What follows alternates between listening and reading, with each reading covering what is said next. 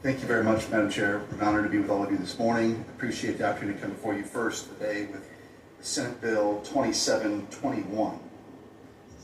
This bill addresses a very deeply disturbing yet critically important issue: the treatment of human remains in non-transplant anatomical donation organizations, willed body programs, and the unregulated use of unclaimed bodies. Before I proceed, I must caution this committee. The stories I will share here are very difficult to hear, but they are the reason this bill exists. Ignoring the grotesque reality would be a disservice to the families who are here today who have suffered so terribly, and to the deceased whose dignity was so carelessly discarded. Across the nation, and here even in our beloved Texas, recent investigative reports have unearthed horrifying abuses. In our own state, at the University of North Texas Health Science Center, over 2,350 unclaimed bodies have been acquired from Dallas and Tarrant County since 2019. Among them, Victor Carl Honey, a U.S. Army veteran whose body was used without his family's knowledge. He was dissected and leased out not once, but repeatedly, including to the U.S. Army and private medical device companies. A man who served his country in life was in death treated like inventory.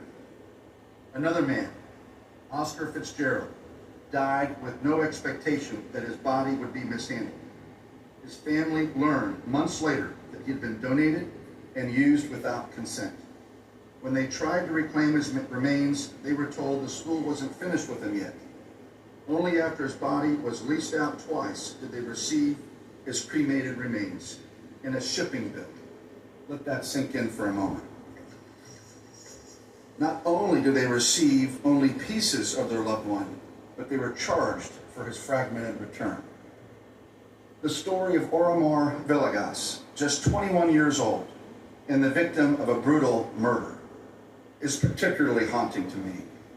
Authorities had her mother's contact information. They failed to use it. Her mother had to learn that her daughter's body had been dissected and used even without a phone call to notify her. She'd been searching for her daughter for months. She found her through a haunting national news story on the body industry. These stories are not anomalies. They are patterns. One of the most appalling examples comes from outside Texas, but it serves as a warning. In Louisiana, a 98-year-old World War II veteran, David Saunders, believed he was donating his body for science. Instead, he was shipped to a